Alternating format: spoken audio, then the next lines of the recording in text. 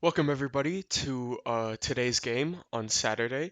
It is a best of three between Valpo Esports League of Legends team and Defiance Esports. And we're starting off a draft today strong with the Talia ban. As we saw from last game, our MF Jackimbo kind of popped off as Talia. So that ban is usually one we see like every game, but this Ziri ban coming from Defiance is actually kind of interesting.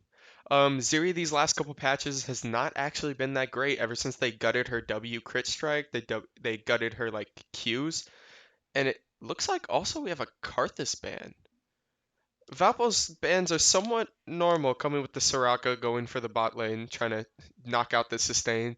The Maokai ban, Maokai's very strong in this league right now, but obviously Nolan must be not trying to take Maokai. And the Nunu ban, as their jungler plays Nunu, but it looks like they first picked Hecarim, trying to secure that pick. And obviously Valpo coming back with the Senna Tom Kench. We've seen this in multiple games. We've seen this multiple times. Honestly, a really solid pick coming from them. I don't think they've lost the game on their Senna Tom Kench yet. And Defiance, their bot lane is going to go with Caitlyn.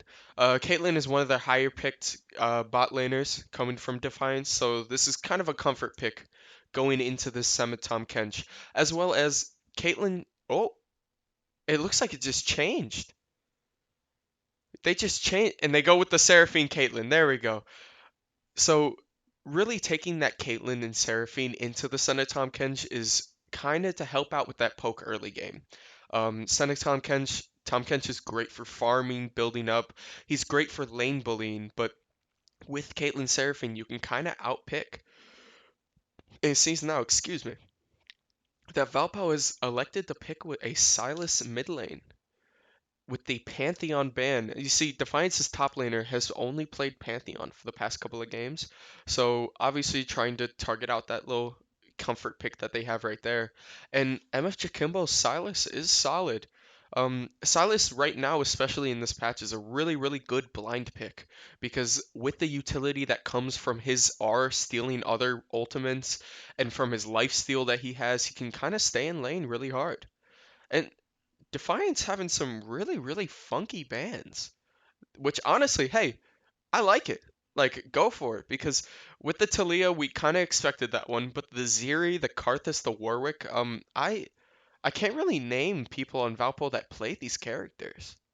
At least I know they're not comfortable with them, so they're obviously setting up to ban something. And there goes Kane for Nolan. So obviously Nolan can't go that lifesteal, that Red Kane. Also in the next buff or next patch, really, Red Kane is getting nerfed a little bit, but until then, he's still very, very solid. That engage that he has with his R, jumping in and be able to be like intangible and targetable is insane because that allows your team to follow up. And it looks like to counteract that, we're going to have a Jarvan 4 pick. Jarvan 4, again, just like that Kane, offers that engage that you want coming from his R. That kind of split off push. You saw it, especially in the LEC. Jarvan 4 was a huge pick for its engage. And it looks like Defiance now is going with an Ornn and Corki. The Ornn is a solid top laner, great blind pick if you're going into anything, because even if he gets outscaled late in the game, which is really unlikely, that Ornn passive of being able to upgrade abilities is insanely useful for your team. And it looks like we're going to have a Victor pickup. So that means that, oh, so now Valpo has switched their mid laner and their top laner, so it looks like we'll see a little dreadful Silas top lane going into this Ornn, and a Victor mid lane going into that Corki as a last second change. Um, Honestly quite interesting. I mean, we know that MF Jacimbo's Victor is very strong right now. Victor is just an amazing pick, AP damage wise, AP scaling wise. The utility that offers off of his W, his R combo is insane. And I don't think MF Jacimbo has lost a game on Victor yet. His win rate is undefeated. Um, and looks like we're getting ready to go. So honestly, overall in this draft, I feel like both drafts were somewhat strong, but Defiance could have taken an early edge if they had just banned out a little bit more. Um, knowing that they banned the Talia, there wasn't really a target ban that they had for one side. Even if they had chosen to elect two or three champions of one person on Valpo Esports to ban out, I feel like they would have gotten more utility out of the Karthus ban or the Ziri ban, especially considering that these champs are not that strong right now in the meta. But looks like we're just going into the draft now. Um, as a starting kind of overview, looking for this game, really, what Defiance has to look for is that orange scaling. Um, honestly, they have a platinum player jungle right now as their team, and going into this game, I really think that he has to be able to be active because a lot of their lanes I don't think will win here. Senatom Kench, it's extremely hard to win lane against. Victor, it's very hard to win lane against, especially when you're getting poked out. Um, And Ornn really needs to wait for his R combo to get up to kill Silas, and even then, Silas has a way to counteract that. So truly, I'm wondering now, like, what should be Defiance's jungle plan going into this game? Are they looking to gank that top side, that Ornn, to make sure that he can get to his six faster? Right, and get that kind of scaling? Or are we looking for a little bot gank so that we can get that Caitlyn Seraphine going? The nice thing about going Seraphine into a Senatom Kench is that even if lane doesn't go right, your support skills are still really, really needed for your team. Your W still has a lot of value. Your stuns, your roots have a lot of value. Your ultimate is an insane peel tactic. So even if they can't win this lane, that Seraphine can still roam and still move around pretty quick to be pretty useful. What I'm worried about is that Caitlyn. Caitlyn is a character that really, really needs to lock in early game, and if you can't get that scale early game, it's really, really hard to jump in, especially with her ult not being able to hit hard enough to kill. But as you see, like we said, we're looking for a dreadful top lane and a Jarvan 4 from Josh coming this game. So honestly, it should be great. The issue being that Valpo does not have many tanks right now. Their tank comp is solely reliant around their Tahm Kench. And their Tahm Kench engage is great, but the issue is if you can't set up Tahm Kench engage, it's a little bit hard. But what I'm looking for here is maybe a Jarvan R into Tahm Kench underwater dive, right? These kind of combos, especially control with the Victor, that area of effect control that they have coming into this game is going to be insanely strong. The issue is that if they can catch the Hecarim, I mean, we know obviously Hecarim had the little bit of ability rework happening, right? He's a lot more useful now. He can go into camps faster. He can get to lane faster. He's still the speed demon that he always was, but now he can offer a little bit more for his team. And honestly, I think that's going to be dangerous this game because the whole point is that they have to isolate someone. Valpo Esports has to isolate someone on this team to get a pick. And with the engage from Corki, with the tankiness of the Orm, the evasiveness of the Hecarim, if they don't find someone, they don't have a frontline tank outside of Tahm Kench to really engage back into this game. So honestly, it should be a great pick. It should be a great draft. It's going to come down to, as most league games do, it's going to come down to team play. If they're able to set up these isolation picks, if they're able to peel out a little bit better, then Valpo Esports can get this. But if Defiance plays their cards right, if they have their Seraphine ult waiting, if they're on the run, if they're chasing, they have the Caitlyn ult. If they're engaging in, they have the Corki, the Hecarim Flea, right? And their Ornn is their tank if everything goes wrong. So really, this is all going to be about team coordination. This is going to be a team coordinated game here, but should be fun to watch, honestly. So I am excited going into this. Um, I mean, yeah, I think the biggest issue with this game that I'm seeing right now, outside of the engage and the tanks and things like that, is going to be what summoners do we take? Um, because we may be able to see a Silas ignite this top lane going for that Ornn early, because that Silas W offers so much engage and so much lifesteal that it's able to keep him in against the tanky topic like Ornn, especially with the Ornn ult steal that they have. It's very strong, but we'll have to see the summoners that they take this game to see really what they're prioritizing in lane. There's so much that a summoner can tell you from just walking into a game. So, well, we'll have to see.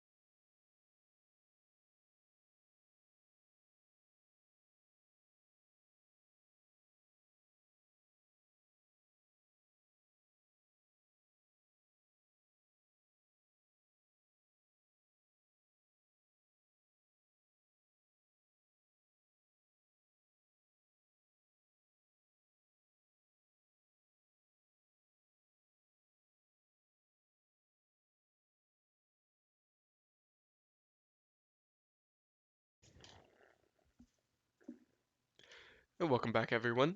We're getting into the game now from that spectator delay, and we'll be able to see what summoners they're taking, really what the plan is going into this game. So it should be fun. Uh, Honestly, looking for a great matchup this game. Uh, Pretty cut and dry, just team play, teamwork.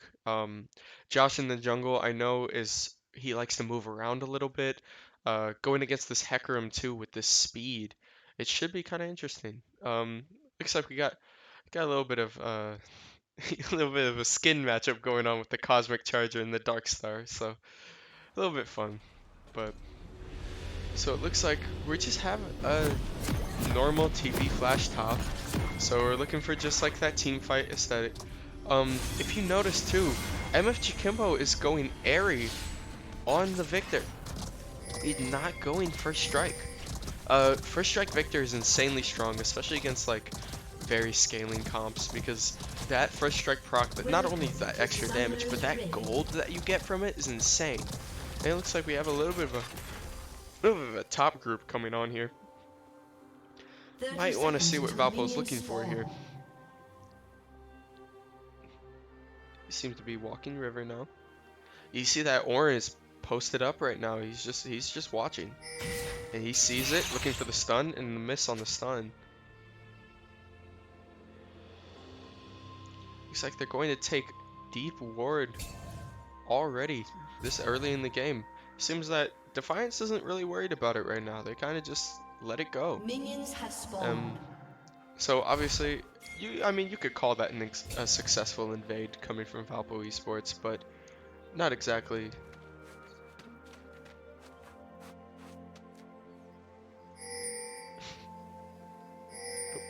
The league kind of just crashed on us in a moment. All right, sorry about that. We're back now. So we're going in. You see, dropping that Airy proc on that mid lane with Corki, really is gonna get those early trades off. And obviously you notice that Victor E started outside the Q star. He's not really looking for equal trades, but rather just win, which is somewhat interesting. And you see dropping that Airy on it again, getting that extra gold. We'll have to see now, just going into this game. Really, who's gonna shine? This is a pretty even draft, all things considered.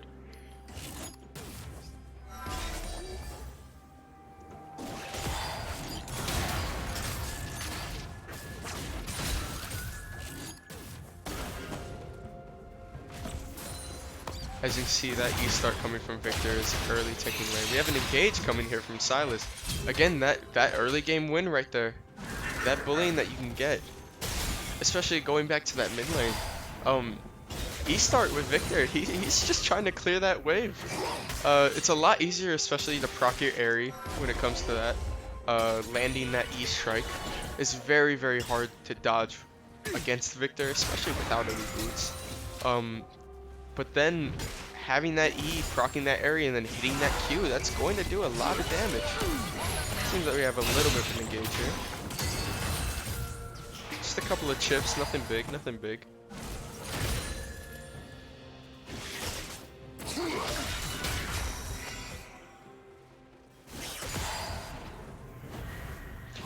As you can see, this Senna Tom Kench is just very, very comfortable in this bot lane.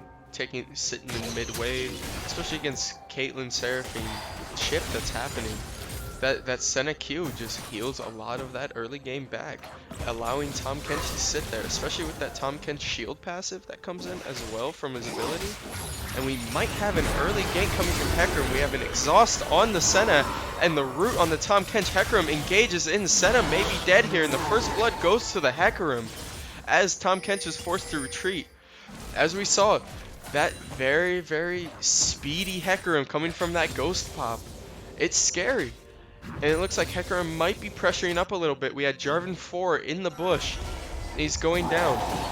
Have a little bit of an engage. Victor walks down trying to proc that Airy. Doesn't look like anything will amount from that as Valpo Esports is forced to back up. Again, he's fast. He's so fast. Even if saw it on vision, not on vision, either way, getting caught out like that, as I was talking, being comfortable in that lane, really you have to think about that. Like, hey, he could be here in like Mach 2 speed, Mach 7 speed, Mach 8 speed, whatever speed you want. He can be in that lane as fast as he wants.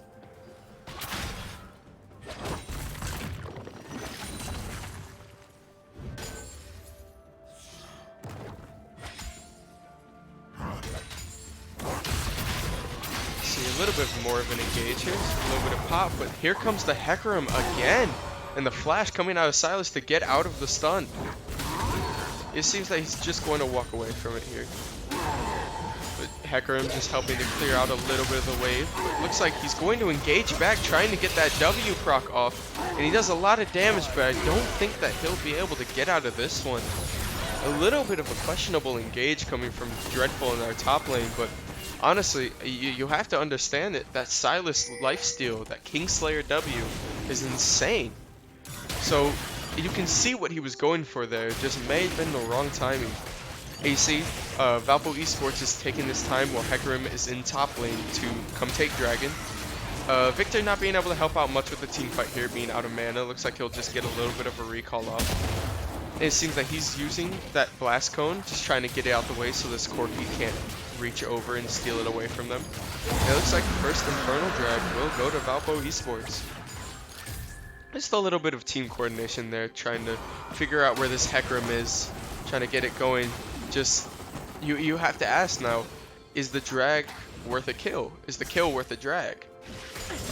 That kind of trade, this Hecarim getting boosted early, that's going to be really, really important.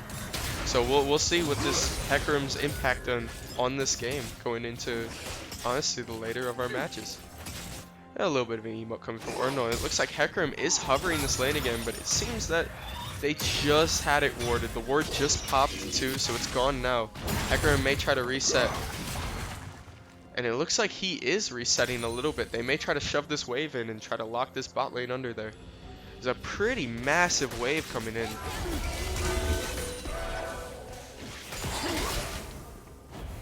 Have a little bit of a retreat coming from the Hecarim. He's super active in these lanes, especially just walking down CS. That Hecarim rework has really opened up that kind of fast playstyle mentality to come in. And it looks like we have an engage on this top lane. The Silas stealing the Orinar and knocking it in, especially with the Jarvan 4 knockup. May have a little bit of a chip here, but 2 tower shots is going to force Silas to back off there.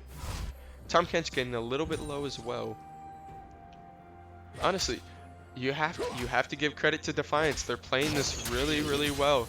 They're taking their cards when they can. They're not pushing up into weird spots. They're kind of relying on this Hecarim to come win that lane for them, so that when they can play. The only difference is that if Hecarim is going to win that top and that bot lane, that mid lane is kind of forced to deal with it on their own. You can see that Victor's starting to get that spike over. So we'll have to see. It looks like we have a dive under tower from that.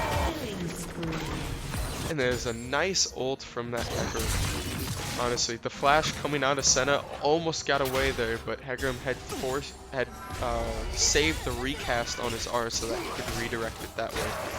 Really smart. Looks like we have a little bit of an engage, but the exhaust coming down. Hecarim's too low to actually help. He's going to eat up the Seraphine, throw it back under tower. But the flash and the heal gets him just out the way.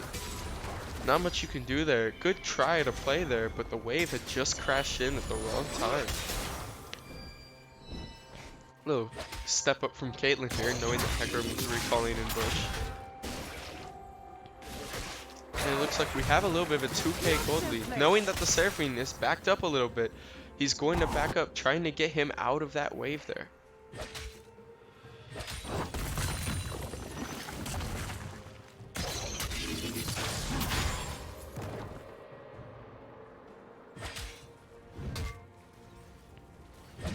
You see, it looks like Jarvan 4 is hovering now, trying to set up that Rift Herald. Getting it done, trying to get out the way now.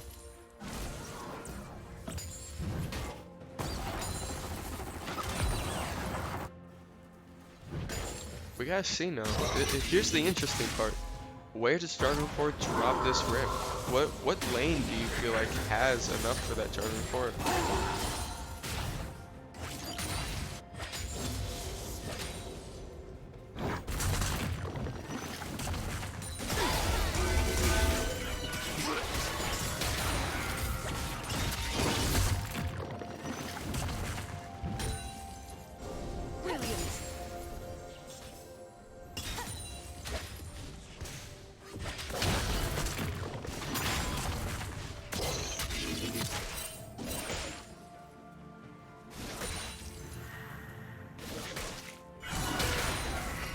We're looking at build items here as well. While just the game is more in a farming state right now, not exactly much ganking going on, much fighting.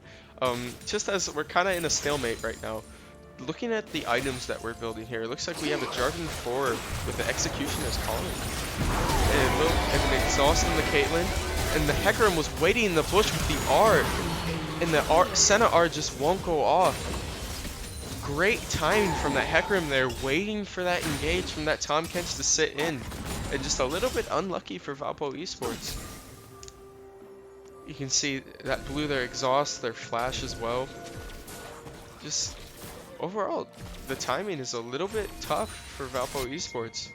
And it seems that just Defiance is having a great game at the moment. You see how much Akimbo is walking in, looking for a couple of stacks. There's the Senna R again, and a shutdown going to Victor. It's pretty huge. The Q proc going on. The Aerie just showing off that extra damage that you can get. Silas stealing the Seraphine R with the Jarvan R as well.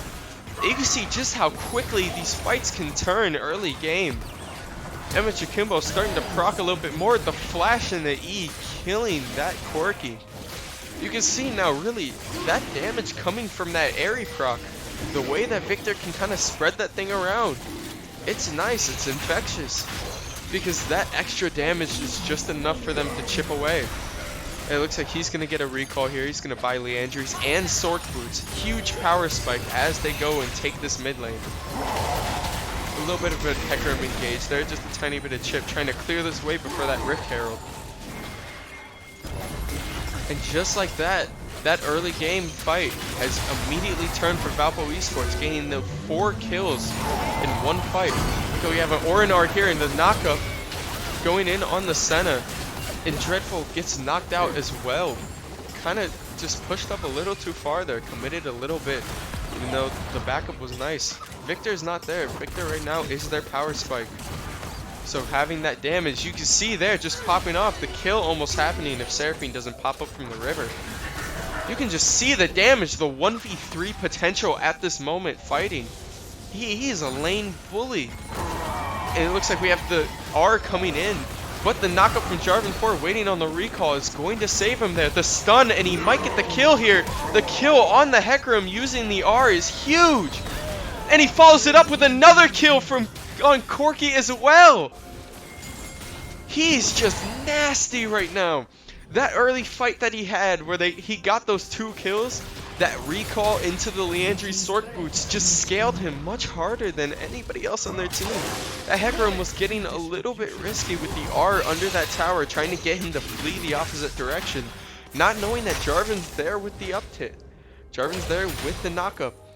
It's a little bit insane how these fights can turn, and now we're looking at a 7-6 game from a 4-0 game.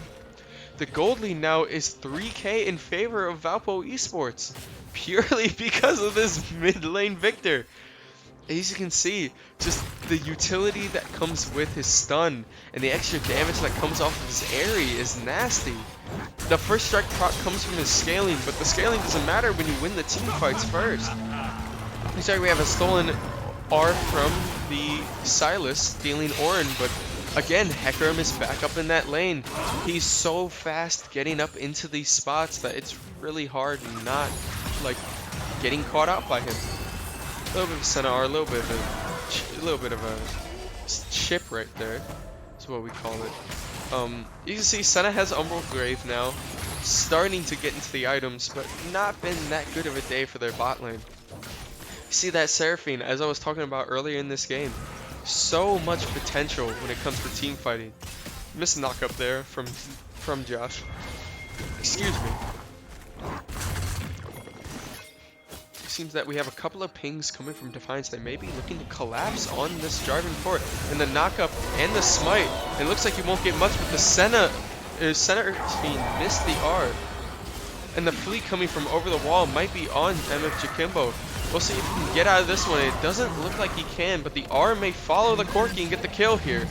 Trading that 1-for-1. A little bit of a questionable engage there coming from Valpo Esports, but you saw Defiance was ready for it.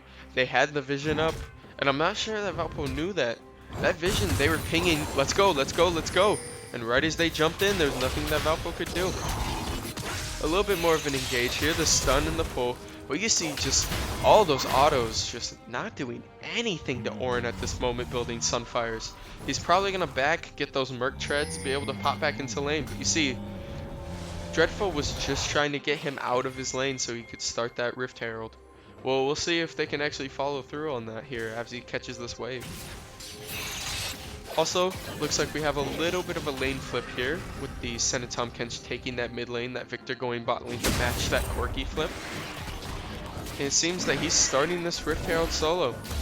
Obviously, the Seraphine had vision on it, so they may have a little bit of a collapse here. Tahm Kench looking to get a little bit of a slow. They start moving in. And it's going to be a 4v4 here. He's feeling the Hecarim R. When he's going to use it, and there it goes. It doesn't seem to hit anyone. That Orin R is huge. Zax, they're coming in with the Jarvan 4 R. And the dash out on the Caitlyn that got caught up. And it looks like the team fight, another engage from Tahm Kench, eating the Hecarim and pulling him back. It looks like they may collapse on him. The Hecarim R coming out with a little bit of stun, but not much you can do there. Finally, TP coming in from mid lane, but it's too late now. Victor coming up with another kill. Huge team fight again for Valpo Esports. Seems that they're just catching these fighters out of place at this moment. You saw that pressuring that Orin, making him come from not the top lane, but making him come from the jungle was huge in redirecting how his R worked. Even if the Sylas Hecarim R didn't hit, it still forced Orin to kind of work in this very, very small lane. And that small lane was enough for Valpo Esports to sneak by, just get through it. They're going to take this Rift Herald and they're going to immediately walk to Dragon here. Those respawn timers. And now it looks like there's about a 4K lead with 3 dragons under Valpo Esports' belt. The scaling is about to go crazy for these characters, especially that Sylas getting a majority of the kills that last fight. As we know, Sylas can be very, very dangerous as he gets more and more fed. So we'll have to see. He's going Everfrost, so he's obviously getting the health from that item. And that's kind of beneficial, looking for a little bit more of a tankier top laner. But we'll just have to see, honestly. Going into the rest of this game, we'll see if this Orin can start upgrading the items, getting these items ready to go. And we'll see if this Seraphine really starts hitting those ults, because those ults in teamfights are going to be huge for turning this tide. If you look at Valpo Esports, they don't have much counter CC. Their CC stun and CC chains can be a little bit hard to get by. You see this wave pushing in here. We have the Zaxter gank coming in, the knockup, the Orin R knocking him up as well, getting a little bit of a stun, not taking any damage from just a 2v1, but it looks like he might go down here. And there's another kill to the Sylas. If I'm thinking about that Orin, I'm going for that tower right there. It looks like that was the point of pushing that wave in, but because of that, Hecarim's going to push her that mid lane a little bit. That tower was so low, so you can kind of understand where that Orin was coming from, trying to just get that chip off. Looks like we'll have a Rift Herald dropped at top lane, sorry about that. And Hecarim's going to match it a little bit. We're going to see what he can do. The stun and the immediate knockup coming in the engage. And the shot from Senna R as well. Looks like they were just going for a quick kill right there. Not allowing him to hit that Rift Herald. Seeing if they can keep that Rift Herald up for one more charge. Unless somebody comes and contests it, it looks like they may get that charge on that inside turret. And they will get that charge with the lock even through that orange stun. It's a little bit tough. It looks like Tom Kench is on the other side of these guys, just kind of walking around, just tanking it a little bit, pushing their bot lane off that mid tower. And they got the engage, and MF Jakimbo follows up with a kill on the Seraphine. And they've also killed the Hecarim, trying to catch people out here. That's going to be another double kill to Victor. Victor is 9-1-4 at this moment. That Airy proc, he might be onto something. He might have picked this up from somewhere. That may be a little bit broken coming into this game. But no, you can just see earlier in those games, Hecarim was just catching out Valpo Esports, just putting them in the wrong position, putting them in space they didn't want to be. And as this game's go on, Valpo is now doing that to them. They're starting to catch this Hecarim in jungle. They're starting to push up on him. The CC from the Jarvan 4 and the Sylas together is enough to silence them out. That Tom Kench looping around that mid lane. How tanky is forcing it off tower with the Victor follow-up. These out like positions are really leading these guys. Excuse me, they're leading these guys for kills here. And you can see the gold lead just gets wider and wider. We're looking at a 7k gold lead at this moment, especially taking these jungle camps as well. It's only gonna widen unless they start to stick together. Defiance starts to move together, this team. Especially that utility that Hecarim ult offers is so nice going into these team fights, because you can redirect multiple people. Looks like we have a quick R from Caitlyn here, just trying to get a little bit of chip damage, it looks like, but I don't think it did much, quite frankly.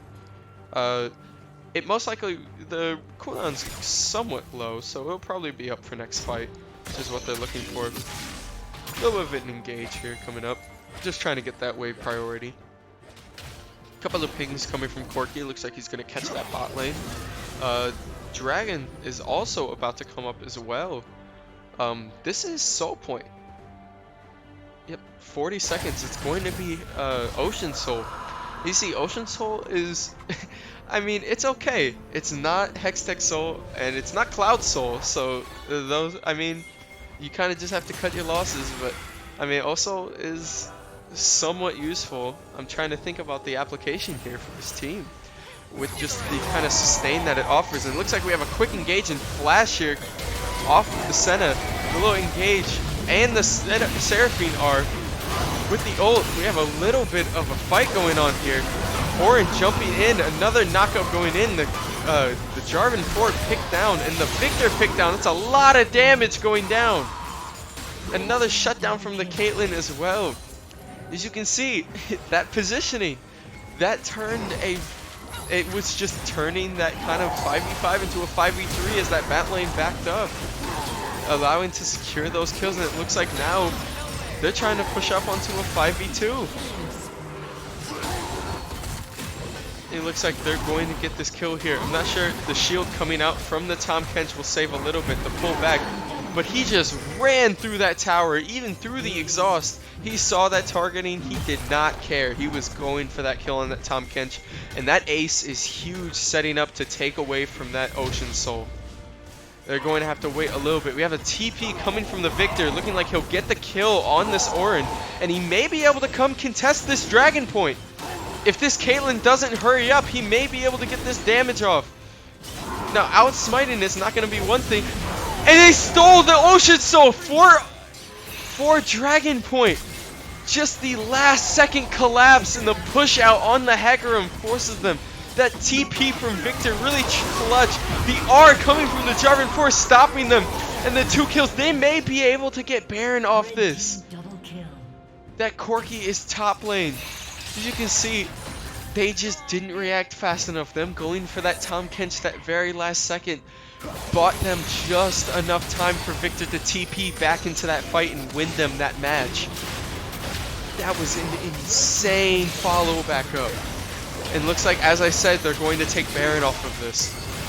Huge turnaround for Valpo Esports. As you saw, Defiance, they were looking for that team kill. That team fight that they had that was perfectly executed on their point. An ace for 2 kills was great for them, but they just lingered way too long instead of going for that objective, and they allowed Victor to get back in there and pressure it more. Now it looks like Defiance is put in a little bit of a rough spot here. They're going to be defending towers. They're down on towers as well. They're going to have to defend from Baron buff and from Ocean Soul all in this next push. So Valpo Esports with an AK gold lead is looking somewhat nice now. Going into this, we have the Rabadon's pickup from Victor, the Shadow Flame, and the Stopwatch pickup, looking like he's going to build a little bit of a Zanya's next. And once that Zanya's pops, I mean, with that price increase as well from the last patch, it's going to be tough to stop him. Especially because that Corki now, is with his package and everything that he has, it's going to be tough because that engage is now really hard to jump on Victor. Obviously, as we saw in the draft, they were going to blind pick that Sylas, but after seeing that Corki pick, taking that Victor was a lot easier of a decision, and we're seeing why now. This Corki is having a hard time jumping back into this game because Victor is just out picking the rest of his team, out chipping at every single fight that they have. So no. Also, a great knockup coming from Josh as well, that last fight from Zaxter, our jungler. Especially the R going into it, trapping about 3 people in the R, followed up by the Senna ult as well. That combo, kind of condensing people in these little spaces, is great for the team comp that Valpo is running this game. And we'll see that it looks like they're going to try and take this top lane and this mid lane. Got a little bit of a pressure here.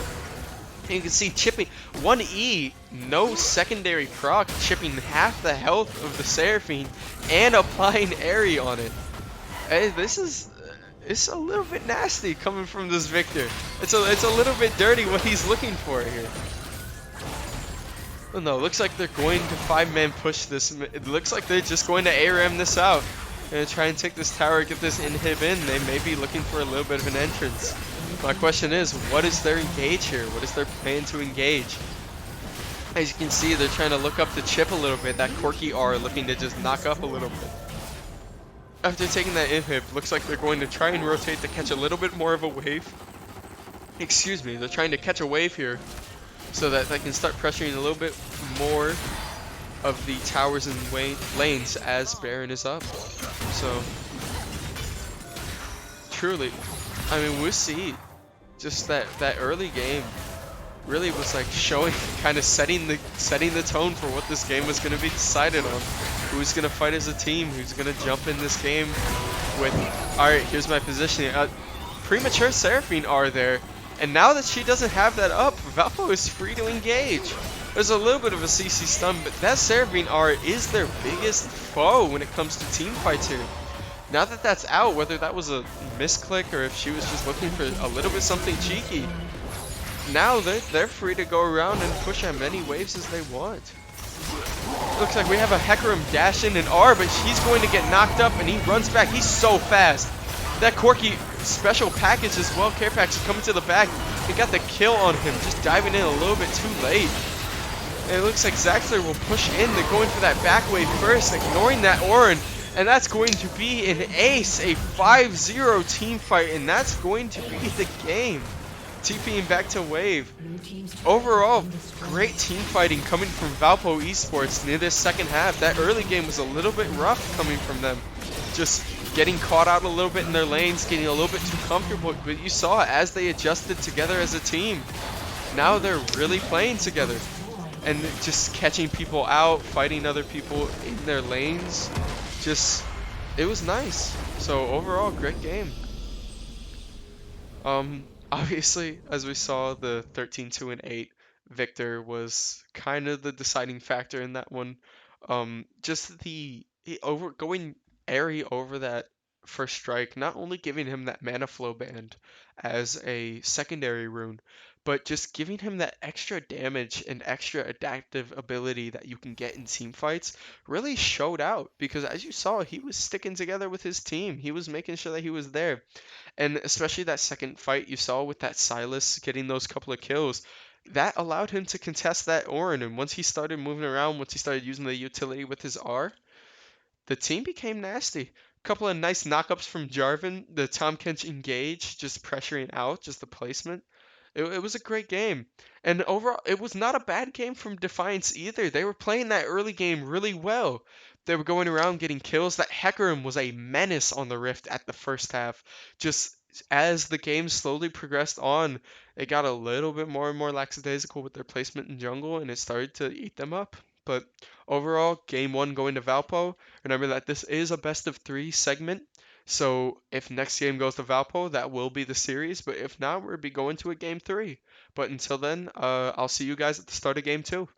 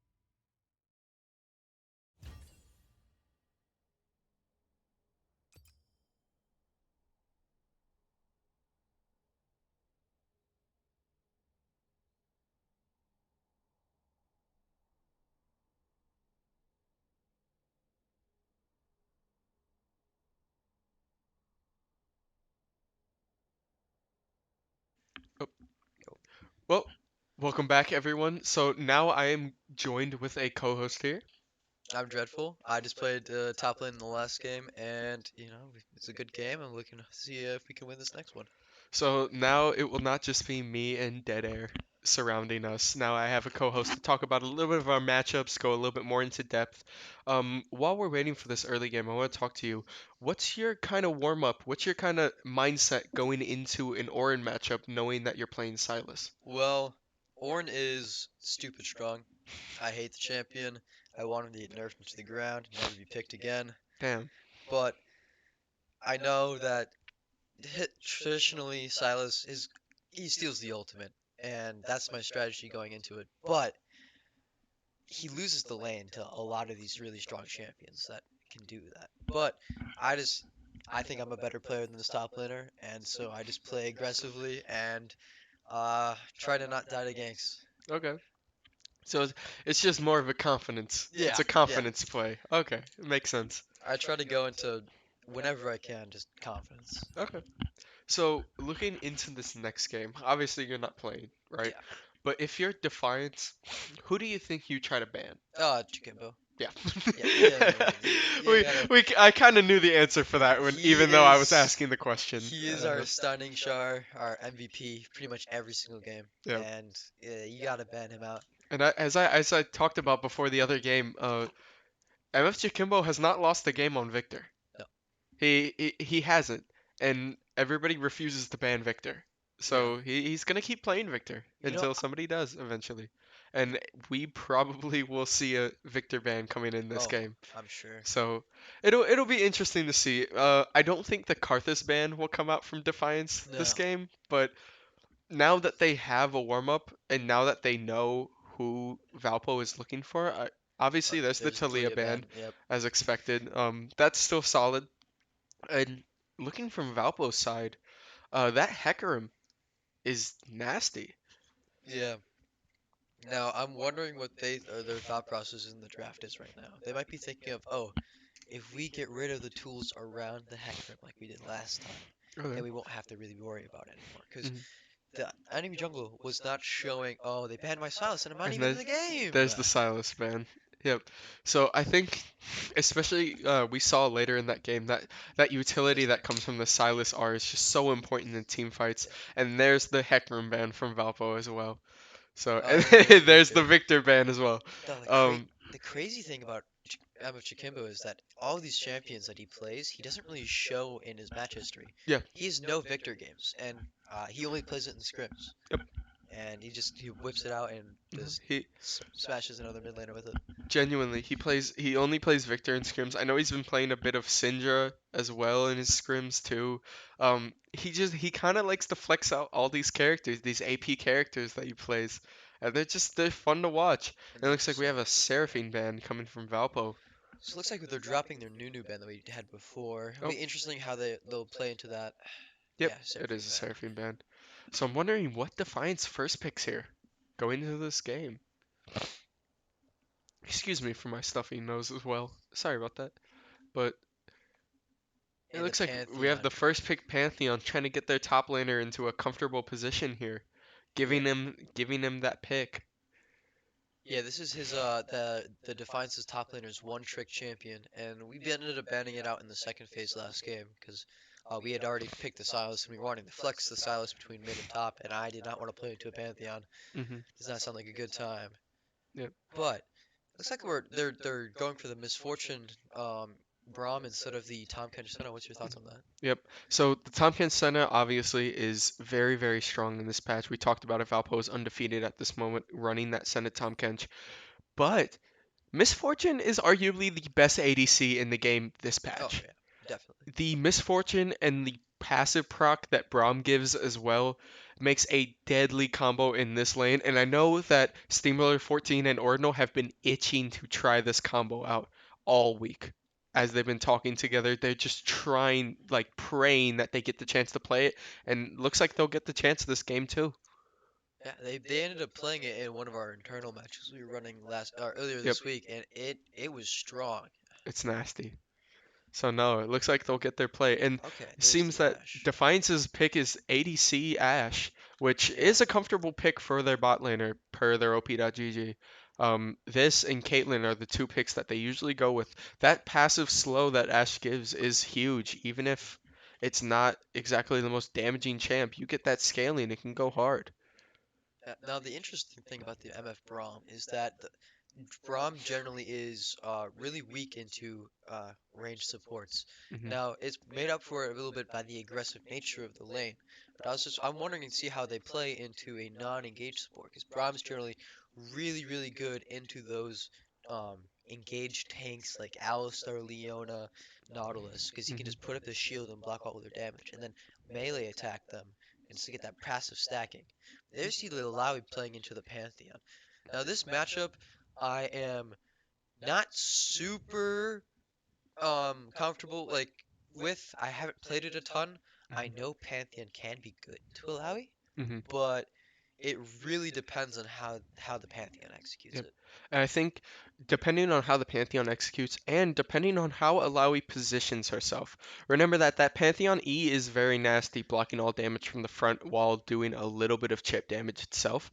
But you have to understand if Alawi's able to place tentacles behind you, especially with her ult, with her slam downs, that E doesn't matter. That It, damage will still come through. And Alawi especially, you well, can't block it from the E as well. From Alawi E from the pull that you get. yeah. So how the Pantheon E works is you don't Mhm. take damage from the champion if you are putting your shield that direction. Yeah. So if the tentacles are behind you, you still don't take damage. No, technically the tentacles are Really? Oh, a they have separate, separate yeah, entities. they're Oh, okay, separate okay. entities. Interesting, Yep. interesting. Yeah, So so that's that's kind of the workaround, I guess, that gotcha. our top laner Anya is looking for here. Is that kind of just working around those tentacles, trying to get behind them, get that positioning, Oh, especially with sweet. that R Yeah. placing almost a grid like on them. There is And we the have the Syndra and the Azir band trying to target that MF Jakimbo. As I was talking about, he's played a couple of Syndra games, he's logged a couple of Azir games as well. Very comfortable here. And Valpo banning that Rengar from that jungler, looking like they're trying to target it. now. Silas, MF Chikimo does technically play Silas, and since I'm not in this game, one could consider that this is a 5 ban against our mid laner. Technically, yes.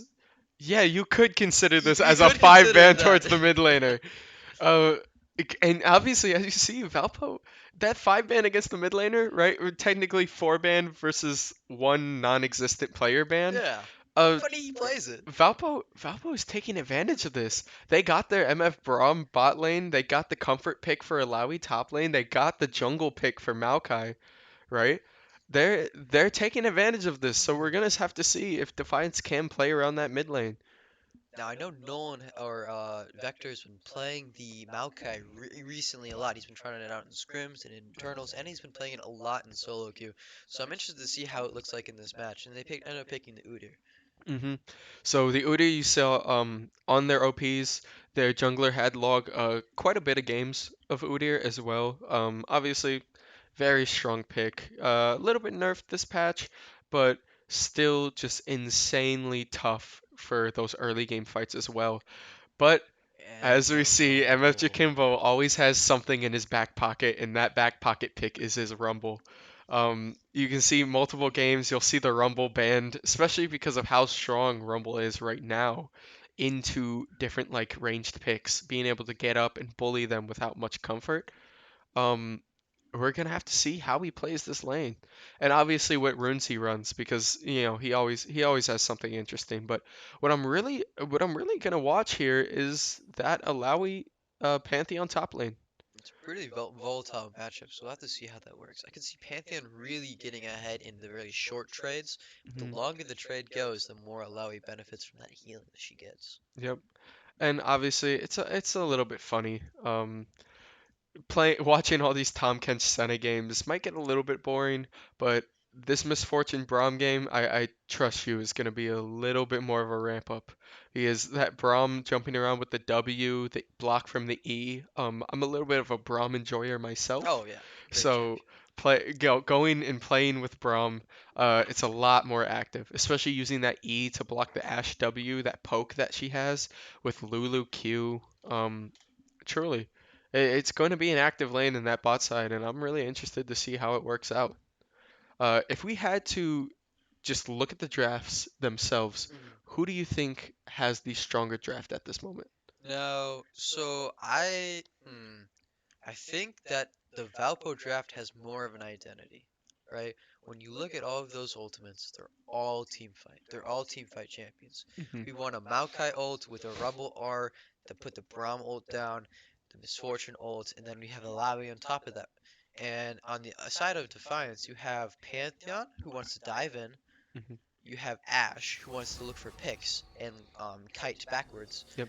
Then you have the Lulu, who, it, granted, is really good with Ash Yeah. and buffs up the Ash. And Lulu Pantheon as well, that buff with the knockout Oh as yeah, well, that kind of knockaway that it offers is no, clutch. that is definitely scary. And then Yep. you have the Udyr who also wants to go in with the Nico who wants people to come into the. So I feel Hmm. like they're kind of stagnant. They half want to go in and they half want to be kiting backwards to the Valpo engage. I see that. And so and they don't really have any other engage besides the Ash R Hmm. for the force anything. Yep. So I'm interested to see how this plays out. I think in a vacuum, I liked Valpo's comp more, but we'll have to see how they stack up against the two of each other with these volatile jungle and top lane matchups. Hmm. It should be interesting. Honestly, this is gonna be a fun game.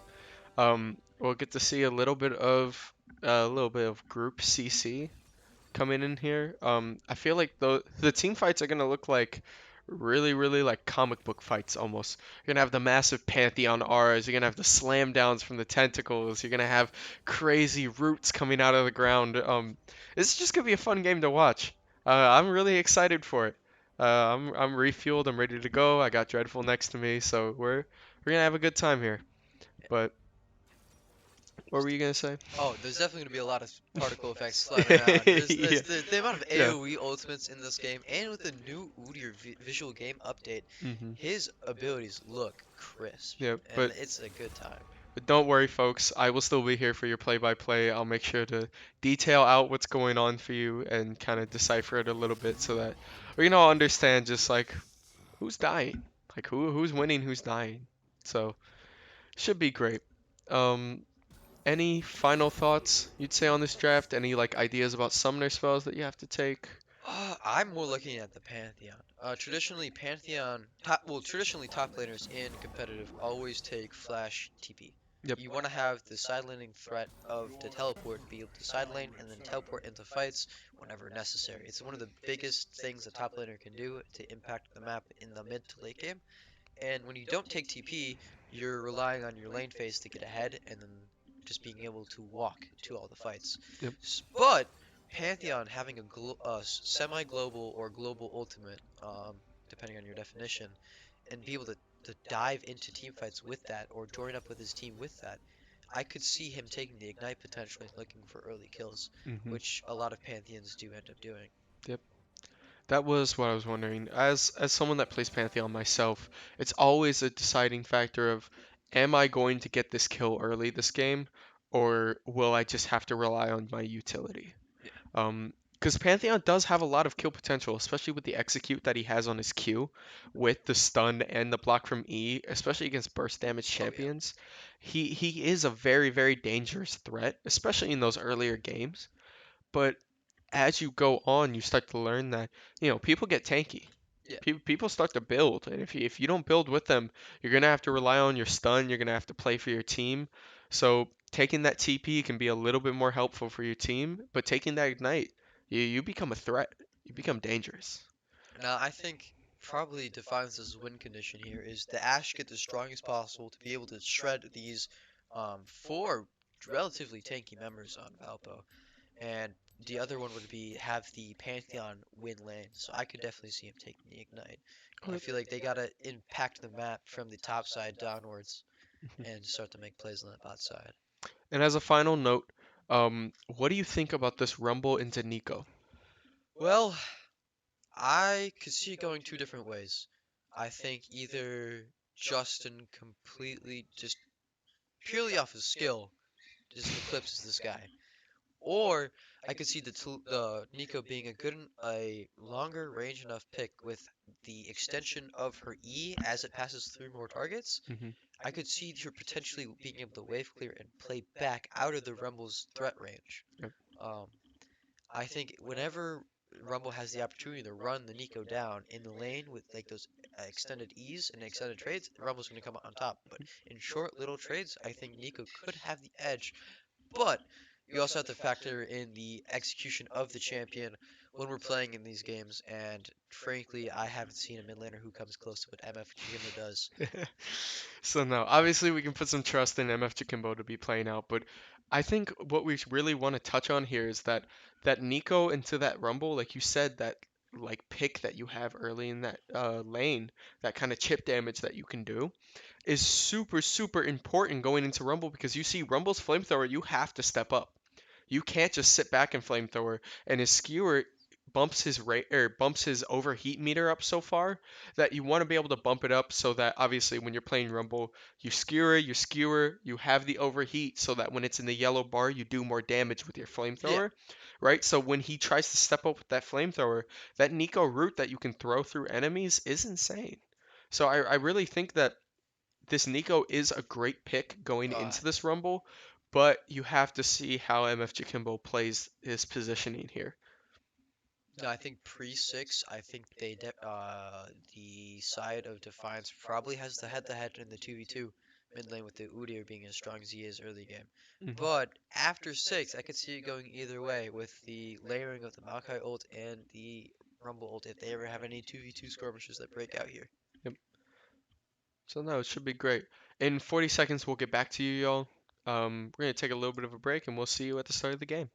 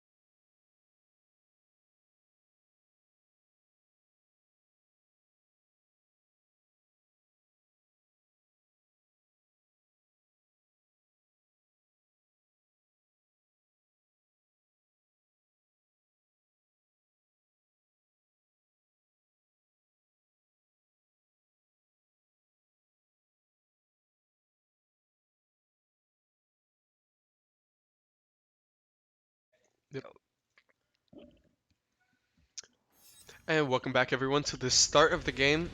Looks like our summoner spells are mostly normal, except you see MF Jacimbo taking the ignite He's in trying that to. mid lane. He is going to win that lane. He's going to just fight it. Um, honestly, it should be a great match. Obviously, you can see the Udyr, the Smite Ghost. That's somewhat normal for Udyrs at this moment, especially because the Ghost in combination with his E stance, with the upgraded version of it that allows him to just run through CC, it becomes nasty for engage. So that's usually normal. Um, got the healed exhaust coming from bot lane. Looks like we have a cleanse coming from the Ashe, which is somewhat Fair. useful. That is a fair statement. Yep. If you the speed that you can get off Brimstone on a character with MF Braum, having that cleanse available Oh, will be Braum really killing it. useful. Oh, But that's pretty much the only use they have for it. yep. Besides maybe the Maokai roots. Mhm. But I don't know. I could see you either have to index into that or she's not going to get very much use out of it. Mhm. It Yep. looks like we have a pause here, an audio Yep. issue with the opposing top laner, who I'm also pretty sure. I'm actually pretty confused as to why he actually brought TP. I was really expecting the ignite to come out from the Pantheon, but Mhm.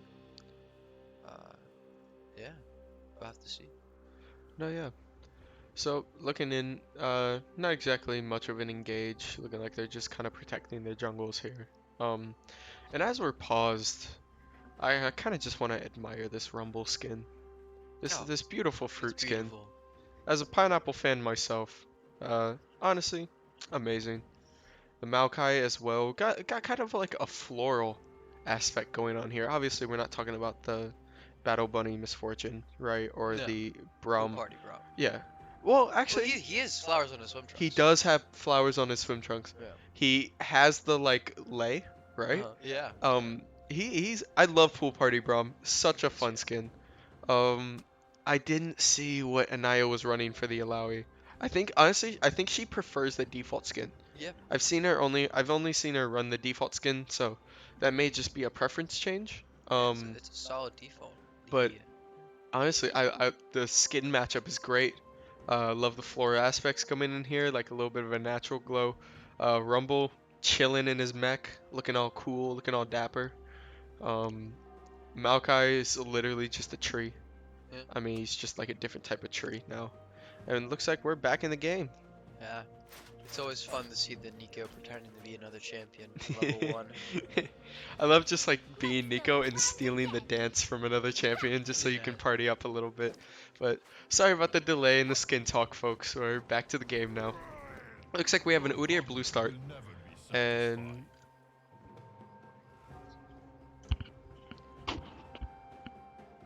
Yeah, it looks like we have a looks like we have a little bit of slight a freeze. spectator And bug, but we are back. we're back in it now.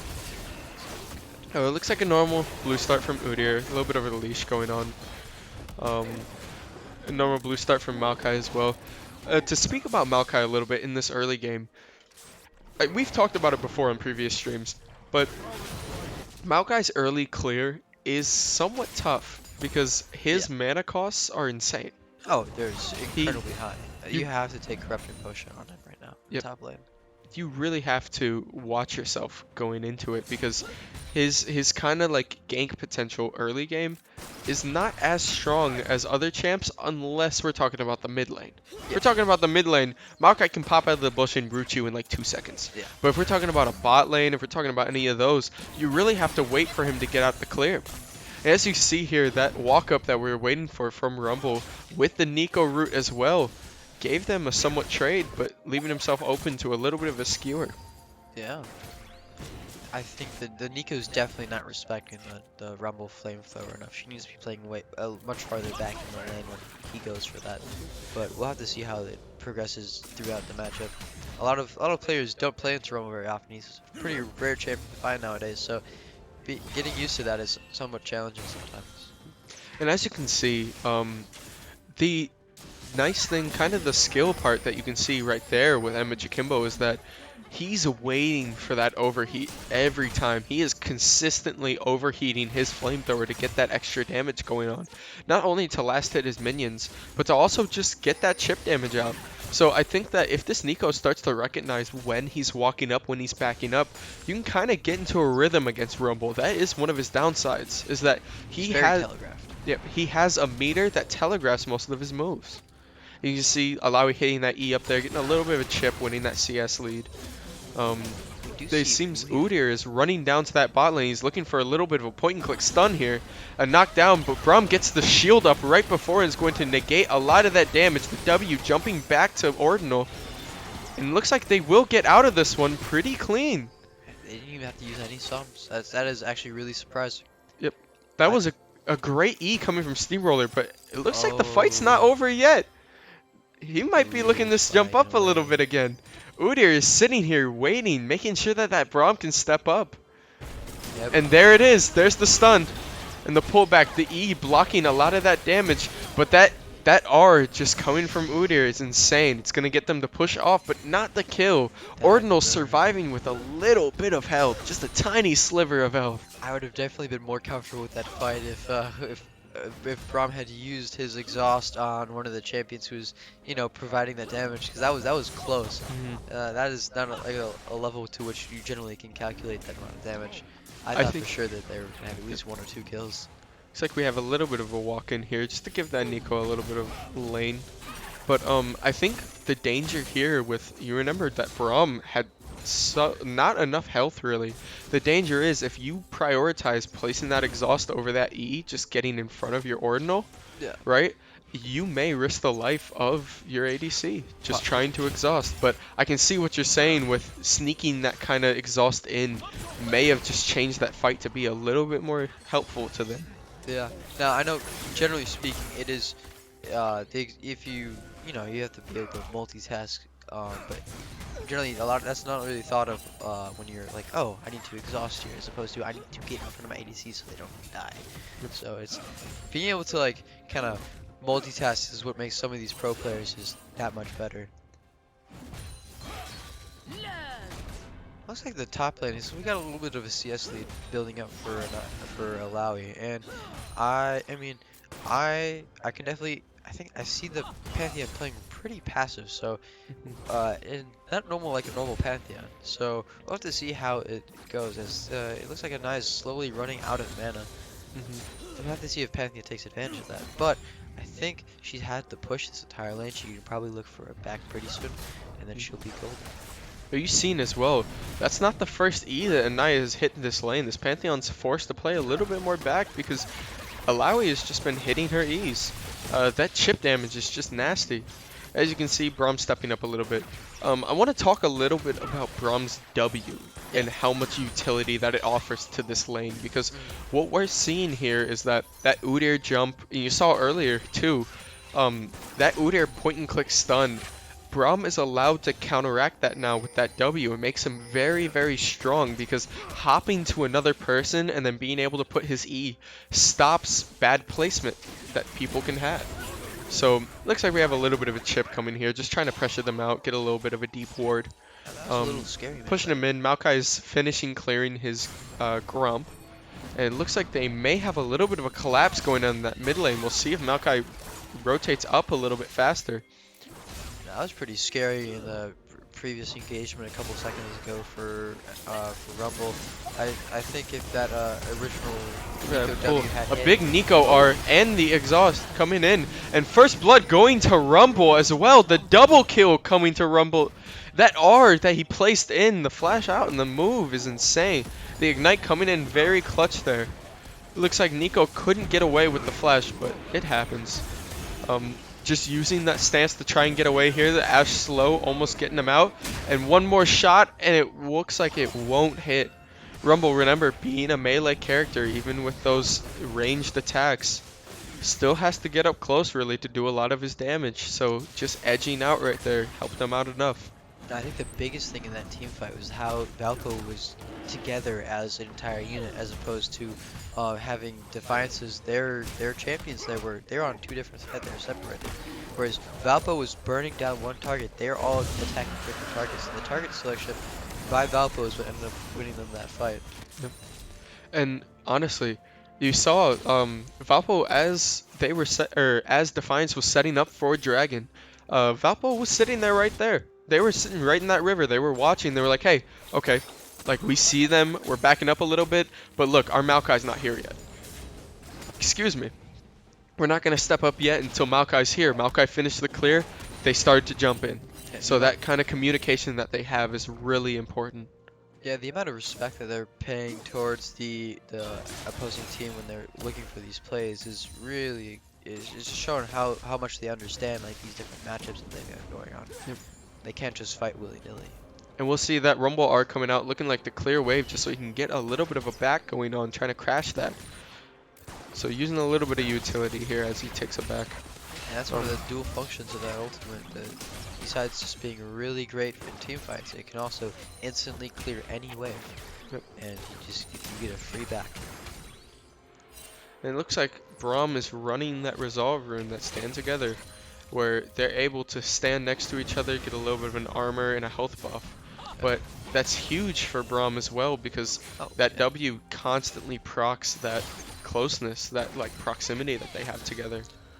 And we'll see that now that they have a little bit of a lead going on in that bot lane, just by one assist pretty much, it seems that they're not going to really look for anything else. Braum isn't looking to block most of the attacks coming from the Ashe. They're kind of just taking it because at the end of the day, with how strong Misfortune is right now, I would wager money saying that Misfortune E chips better than that Ashe W at this moment. Yeah, at this moment, definitely. I think Hmm. a lot of the Ash poke is being stopped by Braum and his the Guardian rune, and I can't really say the same for the MF poke. It's actually really interesting. I know a lot of different Lulus who actually do take Guardian because they want to stop the poke in lane from the opposing side, but she opted for the area this time. It looks like we had a little bit of a failed gank here coming from Udyr. Trying to, kind of having a hard time finding the timing here. Little slam down coming from the Pantheon. You saw that block and the ult coming in There as we well. Gonna go. spawn in slow. And the And flash the from Anaya getting the flash. kill on the slam down. A great play coming from Anaya with the delayed ult, waiting for that Pantheon E to finish. As you saw, that is the strong part about Pantheon. That first jump down, that first flash Oh, and the was rumble blocked ult. and may get a stun under tower, but it looks like just gets away with the ignite from Emma Chikimbo killing Nico. The trade was really, really risky, but I mean, he does what he does, you know? Yeah, he weaved in and out of those tower shots masterfully. He understood how much damage he could take before he had to leave, Looks like and he understood. Oh, and we have a the little bit of an skirmishing. engage here coming in the jungle, just a little bit of chip. Uh, Knowing that Vector's bot lane was there, I'm sure that he was a little bit more confident in taking that fight. But it looks like he'll just back up now, look for a little bit of a clear going on, just trying to get a couple of his jungle camps. That Um, skirmish right there, that shows you how strong Udyr is early. yep. I And mean, Udyr is taking advantage of that right now, going and taking his Raptors, knowing that he's probably pathing bot side for that Gromp after winning that fight. Looks like we got a drop as well. Rift Herald in the mid lane, trying to just delay this push a little bit from Rumble as he backs up. Rumble now picking up Night Harvester. So as a huge power spike for Rumble. As that Night Harvester, that passive proc that he gets, gives him that speed to run up. It looks like we have a gank as well coming to this top lane. That Udyr coming with that point and click stun. The E pull was just not enough. you Still know, seeing though, that area damage that Alawi did to both of them was still half their health. I think if she has ultimate there, they'd turn that easily. Hmm. Like by far. I That think so also. either there was the lucky play by the Defiance, or it was good on them for timing that out. It was only 10 seconds away. Yep. I'm assuming I'll give them the benefit of the doubt and say that they did plan that because you saw that he had Path Raptors before that. Yeah. They definitely were on the way going there trying to set that up. So that kind of that kind of timing setup that they had there was kind of important. But the TP from Anaya sets her right back into a lane, and looks like they're going to just continue a little bit of skirmishing. Um, as we were talking about earlier, this bot lane, right? We were laughing about Tom Kench not being exactly the heaviest engager early No. lane, but you see now, Braum is launching those Qs. He's having a great time just stepping up. And those little trades that Misfortune can get with her Q, with the autos, are insane. Looks like we have a Nico here. Oh. A little bit of a trade. Braum kind of flashing it out, and they may Oh, turn and this here. that Huge rumble damage, ult. and it looks like they caught the Nico out. Rumble with another kill, 4-0. A Wow. little bit of engage coming from this top lane as well. Get a little bit of damage going on. That CS lead's getting bigger and bigger. The Yep. fact that she has her two subcomponents of that Divine Sunder done, in addition to those steel caps, is meaning she is winning every single trade with how auto attack reliant Pantheon is. Yep. And I think we're seeing now, I was talking about that power spike from Rumble in this last fight. Hitting that flamethrower, remember, that procs abilities. In Night Harvester, you need to hit a certain amount of abilities before you gain more AP and speed on your next attacks. That Rumble flamethrower procs that Night Harvester. It is huge for going into these fights because he gets this random burst of speed and damage right as he's like jumping into people. So seeing that fight there, you saw he ulted down on that Nico, got that burst of speed, ran in, hit the Q skewer, and got the kill coming from the damage with his team. So honestly, we're seeing now this Rumble becoming a problem as Jakimbo passes him like normal. Now, one little known kind of Alawi tech is that when you pull your E, um, or when you ult, just in general, obviously when you pull the E, you kill the vassal or they run out of the range, Yep. then it spawns tentacles near them. But with your ultimate, it makes those tentacles instantly swing, and it doesn't tell you the hit indicator where those tentacles are. So what a lot of Alaois will end up doing in solo queue is when a low health target goes away, they E, and they ult that E, and then they burst down the clone, and then you try to back and you're surprised by these tentacles that are swinging at you at at a very fast speed, and you can't really react to them with that flash. Yep. That is the nice thing. Oh, we have an Ashar coming from spawn just to stop him a little bit in that tower, see if they can take a little bit of tower aggro. You see Braum uses the W on a minion to get away from it. That's the nice thing about having one of my co-hosts be a top laner, is that kind of tech that you don't really see coming from solo queue, just playing different games. That kind of tech that you can know about. These little insider info bits are really important into playing champions to the best of their ability. So you have a little bit of an engage here, and this may be a kill coming from Kimbo. It's just a melt. You saw again, he timed it with his overheat to get that extra damage, and the kind of risk reward that you get from timing that. We may have a stun here on the Ordinal. Yeah, the Pantheon ult in as well. Just the CC chain with the Lulu ult on the Udyr and Ghost is going to secure that kill there. But as I was talking about with that Emma Chikimbo, the kind of risk reward that you have is if you pop that E, if you pop the flamethrower right before that overheat hops up, you're not going to be able to use another ability. Except we have a little bit more of an engage here. The polymorph happening before the W stun. And they pull, and the Maokai ult coming in to stop them in their tracks a little bit. The CC is insane, but Udyr is just tanking it all. The missed R Ash, but the Nico ult will hit and get that kill on the Maokai. As Alawi goes, and it looks like she's looking to pick, but she backs off a little bit. Polymorph. And it looks like their team will back up from Rumble a little bit. Somewhat half health, somewhat a little bit damaged. They are behind on levels right now, but that kind of pick on the Maokai is huge for their CC. Yeah, no, that was that was definitely a well executed fight by Defiance. They ended up pulling back and kiting, and then you can see one of the several weaknesses of Alawi is the fact that she's very low mobility, and you just can get kited for years by that Ashe. Yep. So as we saw in that fight, like you said, the kiting that was coming from the Ashe, but I think also we should talk about Defiance's Lulu in that had a really clutch polymorph on that Maokai early, stopping that engage.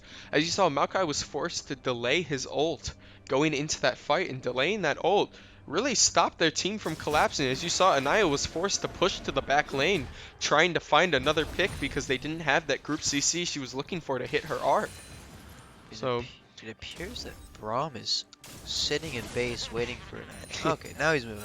I was worried for a second. May have had a couple of issues. Eamon may have been fixing a little bit of his setup or something. And it looks like they're going to be looking for a quick little take on the Rift Herald. There's definitely the damage they have. It looks like Defiance is trying to contest this with the Awakened R and the stun coming in. The Lulu ult making a massive, the flash out as well. It looks like this may be a losing fight, but big Alawi. The Alawi ult is huge, doing the damage there. And just the MF just being able to free hit like she is in these fights is just... It's a huge Braum ult to stop them in their tracks. We'll see if he gets out of this one. The flash away and the kill, the stun from the Nico. And MF Chikimbo comes in and is cleaning up a little bit. Huge Braum E to stop a little bit of that damage there, poking away. As you saw, a couple of kills going left and right, 2 for 2, but the Rift Herald going to Valpo Esports, securing him that win. Wow. And Rumble looks like he's running down the Lulu with that range of the flamethrower, just killing him. That speed is uncatchable. He's walking in 1v2 without a care in the world. Exactly. Now, you see, originally I was gonna say that fight was pretty well played by Defiance. You know, they turned a pretty bad looking situation into a 2 for 2, but obviously, I mean, 2 for 3. At this point in the game, they're down over 4k gold. I would take a 2 for 3 anyway. Yep. They are still, you see, it seems like whenever Rumble's in the fight, right, it's a little bit iffy on how they're fighting, but Defiance is still coming out of these team fights without, like, huge losses. Yeah. They're still sticking in there even with the gold deficit that they're at right now. So there is still hope for this team. You see that they're engaged and their stun that they have from that CC, that Udyr, that Ashe ult that they landed last fight as well was clutch. You Being saw able that. to stop MF ult is huge. Yep, the Pantheon W also came in as well. Um, it was great, but you also saw that Alawi with the counter R coming in, that was huge against Oh, playing against yes. the Pantheon, Yeah. forcing him to get out of that fight. You had the Misfortune flash over wall into the R back again to do Looks like damage. Ordinal's being And collapsed on. oh, it looks like we Oh, may have a yes, little he's bit of dead. Misfortune getting caught out in the river here. Not sure outside of the scuttle what was the plan there, but looks like, hey, Defiance will take the kill any way that they can. Yeah. Looks like he's looking just to get a cheeky little smite going on the blue. Now the scary thing is, oh, and it And looks like MF Jakimbo flashing in, looking like immediately gonna he pick got ulted again by the Lulu, but Brom jumping in as well, stopping it. And it's really tanky, but I don't think they have the damage here to win that fight. And again, they win that fight. Anaya is fighting the top side, though. Stealing that Pantheon, kind of 1v2ing. We'll see if she can get out of this one. big A Alawi huge pull from that, forcing Baka to back up. Another slam. Anaya is 1v4ing. Another pull from the side. She's actually nuts right now. We'll have to look Pulling at in, that. we may get another kill on the Udyr here for cooldowns reset fast enough. And there's the kill on the Udyr and the follow-up from the Ordinal. Alawi just stalled the whole time fighting in order for... Hits him with an hit him with the LOL. LOL! Hit him with the No. talk! Oh no! Man, that Oh was a man. wonderfully played fight by her. That was an amazing engage by Anaya. Playing to her strengths, playing around that bush to protect from the autos, making sure that she didn't chase too far but stalled just enough so that when her team came by, she was ready to flash W on them. It was a great engage and turned that losing fight from Valpo Esports into a potential Baron take coming up here. That fight right there, that's a pretty big gold lead. Defiance is coming back in these fights. It makes me wonder what would happen if the gold was a little bit more even. But I think the way things are going, this Baron is going to be huge. Another 1.5k just in the pure stats that you get from killing Baron. And then you're going to have your Baron power play in the next couple of minutes. And I could see them looking to close out the game out of right here. And we saw really all the pieces work together there. It was just Valpo kind of took a little bit of a bad positioning going into that. You saw that Rumble was jumping in, and obviously he has the potential to kill, double kill, right? Oh, yeah. He is 8-1 at this moment. He's a threat. But the issue is that when you jump behind like an Udyr and a Lulu, people that have enough stun and sustain to stop you from getting those abilities off, it's really hard to get those picks, and you saw that he just got turned on. But Valpo Esports was really just made up for there by Anaya's great positioning playing into that. And then especially Edgar's follow-up too. Him dying early in that fight was especially helpful because that gave the confidence for them to go back in and clean that up. Yeah, I think if Defiance had just cut her, or quit when they were ahead, this is an entirely different ball game. If they overstayed, they kept fighting Malawi, they greeted for that kill, stuck around. Ordinal walked back, was able to hit him with an ult over the wall to secure another kill, and just a free Baron at that point. Yep, and you just see, I mean, Defiance is not playing these fights badly. They aren't like running in, they aren't getting themselves killed.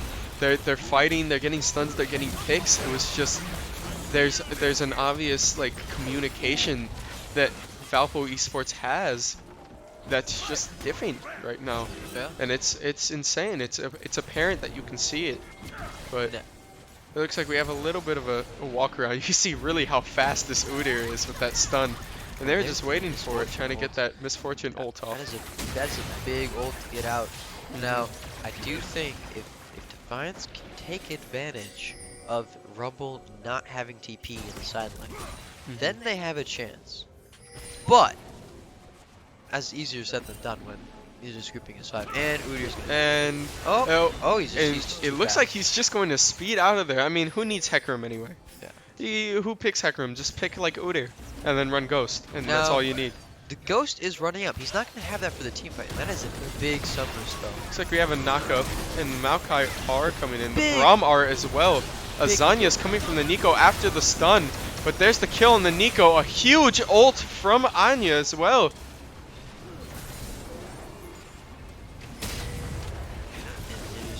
The Ashe just doesn't have enough items to deal her damage yet. The Udyr's engaged goes chased down by the Maokai, and it looks like the Valpo's just going to turn back on fair. They're just smacking them with their wallets at this point. Ashe is looking to poke over the wall, but he's not going to get me out. It's going to be on the gun. You can see that was just the decision that Valpo Esports made there where, hey, this fight kind of stalled out. Let's go start Dragon. Let's make them fight. Yeah. So starting that Dragon, pulling it out a little bit, you saw that Udyr was forced to engage back in, and that's when they can punish again. Especially after getting the couple of picks that Ordinal had earlier that fight, they knew that they could take that advantage. And it looks like Alawi's just gonna walk up to the inhibitor and just say, hey, like this is mine now. I'm sorry. My bad, this is mine now. Yeah, both of the soul laners are just both level 15 are a force to be reckoned with right now. As soon as they, and the scary thing is, as soon as they hit 16, they'll be even stronger. Oh, that sidestep Nice on little the Ashe sidestep on the Ashe incredible. art. But it looks like the CC will still happen, but that huge ult coming from Ordinal looks like it won't grab anyone though, as the Pantheon secures that ult with the execute. Four But honestly, 1 HP in the side of Defiance. They gotta get out of there.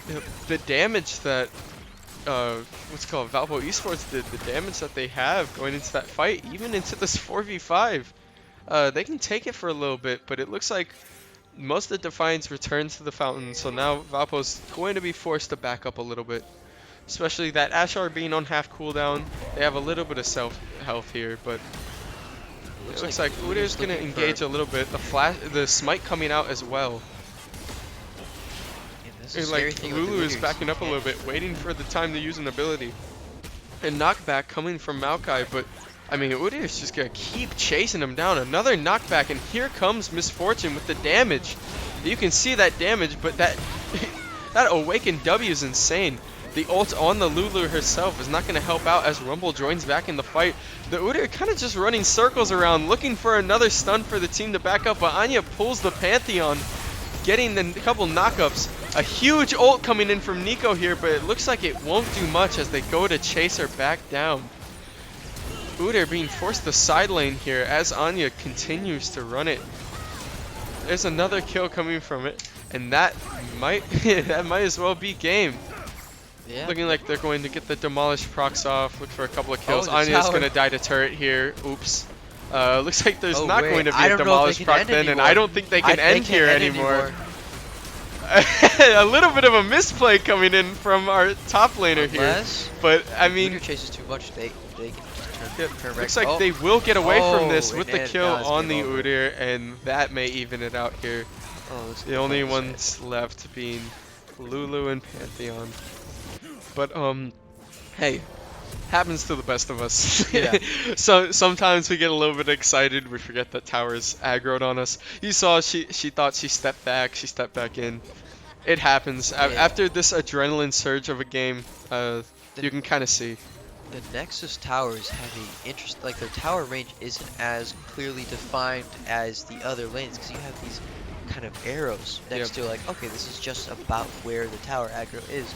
Nexus towers don't have that, and a lot of times if you don't have the audio cues of it's locked onto me, it's not locked onto me, then you just get cut off guard all the time. Now the interesting there in that fight, I mean, the Ashe had a really big ultimate on Ordinal, keeping her out of the fight and ulting her for a solid 2.5 seconds. And she was 1 HP, but it didn't matter because they just have way too much gold. The gold lead going to be escalating to over 10k here, and I think at this point it just doesn't matter. So you have to ask yourself, what can Defiance do to get back into this game, or is this just like a ticking time bomb? If they can manage to get Ashe another item, she needs one more item, and then she can start carrying team fights. The issue is that she just got her wits end. All these other champions on 2, 2.5, mostly on 3, going on their fourth item in the case of Jikimbo. Ooh, great pull coming Oh, from great pull. Alawi here. And if that slow hurts, that may kill. Yeah, no, she's Looks just like running her down. No, she's Anya's just gonna dead. secure this kill. But the engage coming in on the other side, a huge Braum ult coming in, slowing down, procking. And you can see Miss Fortune's just allowed to sit back and shoot. No mana, no problem. Just keep firing. No, they Target just coming in, root, knock up, and that's going to be the game, ladies and gentlemen. wow. Um, Quadra kill coming in from Ordinal. Really, you can see just strength on display of that Misfortune and Braum pick going on. Um, Great plays from from our top laner. Overall, some really great team fights, but you can just see. I mean, you can't outban the Jakimbo. Nope. You He can't has too outban the many Jakimbo. picks. Champion Ocean. Yep. I think I gotta commend Anaya though. Her role in some of those team fights turned some of those would-be losses and would-be defeats And it looks into, like oh, we they're looking at us in the streaming room. yeah, we have a couple of watchers staring at us as we were screaming at the game, but no, like you said, we have to commend Anaya in that top lane. Not only holding her own against that Pantheon pick going into that lane, but also just fighting in those team Those team fights, fights. choosing who to pick out, choosing where to go. She really just like showed out that game and kept Valpo Esports in a lot of those fights coming in. Some of those Oh, fights were way too and it close. it Oh, looks and here like we we have will have an Jikimbo. interview from the man, the myth, the legend himself, MF Jakimbo, our mid laner. Is it plugged in Go ahead still? and scoot How's in it on going? frame here. I gotta scoot in a little bit more. Oh my So god, come it in. Good to sounds see bad you. inside the Yeah, here, headset. this way, this way, this This way, way. this way. Uh, yeah, Oh, okay, I there see we now. go, Hey, there we go. what's Yeah, yeah, up? yeah. So this is MF Jakimbo. This is our mid laner. So I want to say, like, going into that game, obviously you saw the draft. Mhm, Uh, mhm. we pretty much can consider it a 5 ban Yeah, because you also Yeah, play they did really Silas. five ban me So Yeah. because Jacob wasn't even in I there to mean, play I wasn't in Silas the exactly. Yep. game, actually. right? They Yep. by Silas, but you also play Silas, so I'd I say do it's a play a five little bit man. of Silas. I do have a, I mean, I play a decent bit of it. I think we played it in a comp before, but Yeah. Mhm. So the big thing I wanted to ask you going into this Rumble, obviously, right? A lot of Rumble tech is based around his overheat meter, trying to get mhm, that mhm. extra damage off. Yeah. So I would say, what is like the tempo you try to fill in when it comes to using his like skewers and then using his flamethrower? Well, I mean, you really just use your skewers. Like you try to stay above 50 the whole time, and you try to use the skewers to poke down like before the fight, and then of Hmm. course you just use your WQ right when you're about to go in Yep. to run them down. Hmm. Uh, Nico actually held me off the first like 10 minutes. I Like I wasn't saw, able to yeah. do a lot actually, but then that first fight at Dragon, I was actually able to, Yeah. just I think the Udyr was trolling basically trying to invade our jungle before that, Yeah. and then we kind of just collapsed on him and Yep. kind of clapped him. The No, yeah, Udyr we had saw. a lot of really good, but a lot of really bad He plays at the was yeah, same no, time. he was definitely their best player, but there are just sometimes where you get a little too greedy. Like towards the Mhm. end, he chased you guys off. You were running away, and he just walked into the misfortune ult, and I was like, why are you doing this? But But no. I mean, I can't complain. Yep. So I mean, we always laugh because we think to ourselves when we're streaming in this room, we go, all right, so who are they going to ban for MFG Kimbo today? Right? There's always going to be There's the always the Talia Talia ban, ban. but we're Every like, team all right, first bans that Talia. who is the second ban? Who is the third ban that's going to knock him off? And it seems like you're always pulling out a They champion. got Like, my Victor. They banned Karthus the first game, which was confusing because I haven't played him in about 4 months. I okay, mean, I we used to were. play him a lot, Yeah, but we were wondering here, like, what's the idea behind banning that Karthus? Because like, yeah. there's many other chances. We saw that they second game they also banned your Syndra too that Yeah, you've no, been second game. playing. I wasn't expecting the Syndra. If anything, I would have expected the Rumble ban because I Yeah. played it a lot recently. But I'm surprised they saw that I was thinking about playing Syndra actually, because I was. I told Chase. Yep. Yeah. I was. I was like, I think it might be a Syndra angle. No, but I was talking about it pregame too. I'm like, all right, so they're probably gonna go with the Victor ban here. I'm like, I've seen him play Syndra, like I've seen him play Azir, like he and they can banned kind of them rock it all. out, and they went and banned him on. I was like, all right, cool. So no, Yeah, I mean, I was ready to pick Rumble into this game because, well, their original mid laner just played Assassins, Yeah. and we were gonna play Rumble into it because it's just a very good matchup for him. Yep. Yeah. Surprisingly, he picked, or well, this wasn't their regular mid laner. It was like their one of their other players filling in. Yep. And he only played Corki and Nico. Rumble's actually really good into both of them still, just because he can run them down very easily. Mhm. Yeah. So I Yeah. was very glad to get to pull it out today. And I want to ask you too, early in this game, first game with your Victor, hmm I saw that you elected to take Airy over First Strike. So I want to Mhm. hear, because we talked about it a little bit on stream, the pros and cons of it, right? But I want to hear from the player's perspective. What was your idea with taking So Airy? I take first strike every game on Victor usually, Hmm. but into their team comp they had Seraphine, Caitlyn, and Corky. I thought, anytime I'm gonna get use out of it, I'm gonna get it poked down before I'm gonna be able to use it. Yeah. Okay. And Airy with Scorch just gives you so much more lane pressure. So like when you watch that game, I mean Corky wasn't able to do anything. I was just poking him out with E for the first five Yeah. minutes. We saw that you started as well Yeah, yeah. too. Yep. Just so I can poke him out, make sure he doesn't get any first strike money. Just getting damage off as soon as I can, trying to poke him down. Hmm. Yeah. Ellis is turning in his grave Yeah. at the mention of Scorch over Gathering Scorch over Gathering Storm. Storm. I mean, when you see how long that first game was, I mean, Yeah. Yep. I don't know if that first fight was after 10 minutes or not, but Hmm. the one where I got like the triple kill or whatever. Yep. Yeah. I don't remember There were honestly. moments in the booth where I was sitting here and it was kind of just dead air because I was like, you know what, everybody's just farming. Like Yeah, no, we're we were just just laning farming for here. a Like while. Yeah. this is just League of Legends. This isn't like fighting. There's nothing to analyze. But Well, the Hecarim that first game was being very active on the map. It yep, was really scary, he was moving actually. around a lot. I talked about it. I was like, he's moving Mach 8 speed going around that map. He was. Like No, he was running he bot would pop. top. He seemed to have Ghost like up every second, so he would Yeah. pop Yeah. Ghost and run right in. So I mean, that's what That's a Hecarim champion, does. yeah. Yeah, that's what he does. That's but why we no. banned it the second game. I mean, Exactly. didn't We want saw- him to run around and carry again. Yeah, we Udyr, saw that of course. ban. I mean, he still did the same thing. Yeah, I was with gonna say Udyr. Udyr He was kind of still, does the same Yeah. thing, but just not as strong. He's not as he doesn't have as much carry potential. I was talking about him. I'm like, yeah, Udyr is practically Hecarim, just pop Ghost. Yeah. I'm like, just pop Ghost UFCC Yeah. right there. Pop So Ghost no. and run at him. Yep. So the last question I want to ask you, like, team play coordination Hmm. going into Rumble. What are you like looking for to help your team out here, So outside of like killing, obviously? Yeah. So this game we actually had a very team fight centric comp, like with Maokai and Rumble, of course, and then even like with Misfortunal and their team with Pantheon and Udyr, they Mhm. were just really trying to like run into us with their comp. So they kind of drafted into us perfectly. Uh, so we would really just be able to get these Maokai setups and Edgar sitting in the back, Mhm. doing 800 in auto attack, and then I don't know if you guys were you guys watching when Anaya just 1v4'd him in the topside jungle. We were freaking out. Yeah, we that were was having, we were insane. popping was- off in no, here, and really. the LOL afterwards Yeah. too. To hit him with I it. died. We were like, yeah. She was like- because the thing is we all died, and she goes, "I think I'm just gonna 1v4," and then she Yes. just starts walking No, around, she- Wing Udyr's head in like. she played that beautifully, like jumping in and out of bushes as Yeah, well. no, so she it was. honestly, That we was were a having a great time Yeah, analyzing big that. In So the their booth comp here. was just a lot of trying to go in, and our comp was come here. I mean, like, Yeah. Yeah. try to come at us, see what you could do. Yeah, But and that like zone that comes from the Braum R and the Maokai R jumping them in Yeah. place, along with like Rumble Yeah, being even able Rumble to R, line you it can up. line it up Exactly. behind them, they can't run out. Yep. There was one fight bot where I ulted behind the Lulu, the Ash, and the Udyr, They and all flashed Lulu into it. flashes Yeah. out of it, Ash flashes into it, and Udyr like dies to it somehow. I didn't even see how he died to it, but it's a very good zoning ult. Yeah. No, yeah. I mean, our comp this game was, I think, really good. We just had a lot of setup and a lot of follow up after. So, Overall, just a great game. Honestly, hey, great, thank you, great man. couple of series.